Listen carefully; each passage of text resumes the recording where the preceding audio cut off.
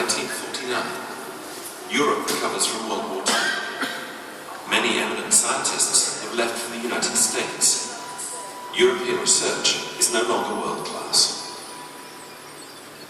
To reconstruct European science, the visionary French physicist and Nobel Prize winner Louis de Broglie proposes the creation of a European laboratory that would be both a centre of excellence in physics and a motor for peace. His idea is taken up by American Nobel Prize winner Isidore Rabi, who together with Pierre Auger and Eduardo Amaldi convinced UNESCO to adopt this process. 18 months later, 12 European nations formally agreed to create the Conseil Européen pour la Recherche Nucléaire. The acronym CERN is born.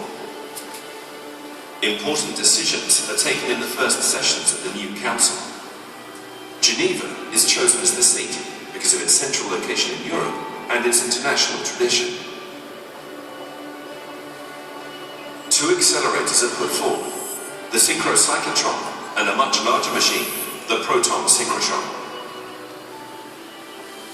A new convention defines CERN's goals, stating that its research will have no concern with military requirements and that all its results should be made public. The CERN Convention is signed by 12 nations.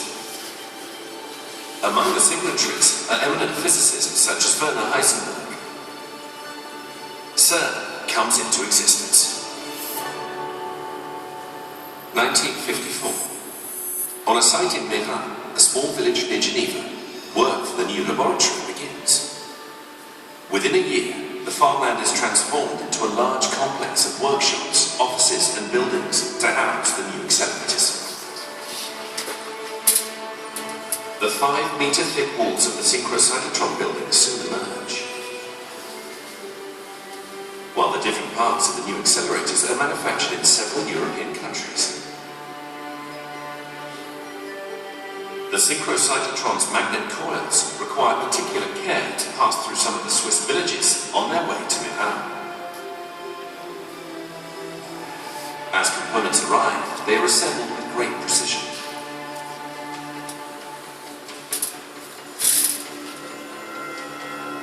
Everything starts to take shape.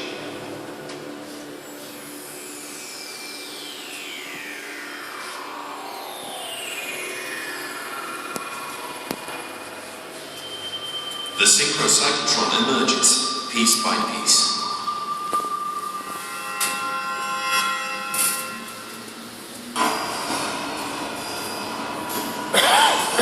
Some 54 elements are put together for the magnet frame. A total of 2,500 tons of steel. Next, the 2 7.2-meter diameter magnet coils are installed. With a current of 1,800 amps, they generate a magnetic field of 2 Tesla.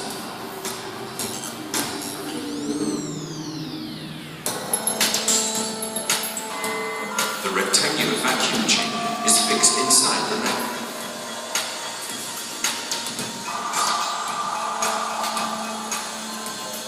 A system of large vacuum pumps is installed to evacuate the 25 cubic meter chamber so that protons can circulate unimpeded.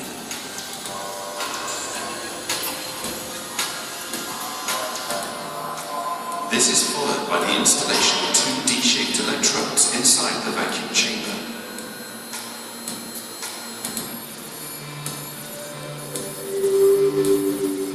Together with these electrodes, a radio frequency generator creates the electric fields.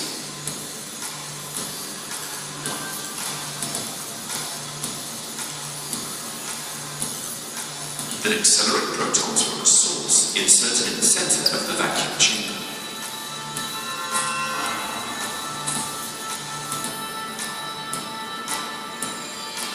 In summer 1957, the synchrocyclotron is ready, and CERN's first accelerator comes to life. The purpose of the synchrocyclotron is to produce and study new particles. Before accelerators were available, such particles could only be observed in cosmic ray experiments. The new machine accelerates protons to 80% the speed of light, producing millions of new particles.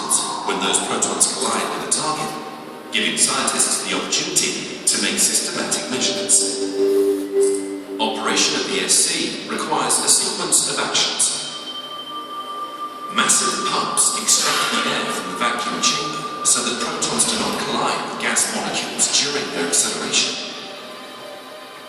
In the proton source, hydrogen gas is ionized and a cloud of protons is injected into the middle of the synchrocyclotron. The accelerator makes use of magnetic and electric fields. The magnetic field is produced by a current of 1,800 amps flowing through the coils of the huge magnet. Two D-shaped electrodes with opposite polarity are fixed inside the vacuum chamber in the middle of the magnet. Protons have a positive charge and are drawn towards the negative electrode as they traverse the gap between the electrodes. The magnetic field forces them to follow a circular trajectory, and they return to the gap after one half turn. Meanwhile, the radio frequency generator reverses the polarity between the two electrodes. The protons are now attracted to the opposite electrode and gain more energy. This process is repeated over and over again. Every time the protons make a half turn, they are whipped around faster and the radius of their path increases. After more than 100,000 turns, they have reached an energy of 600 million electron volts and move at 80% of the speed of light. They are now close to hitting the target, and the first experiment can begin. In 1957, young scientists from all over Europe arrived.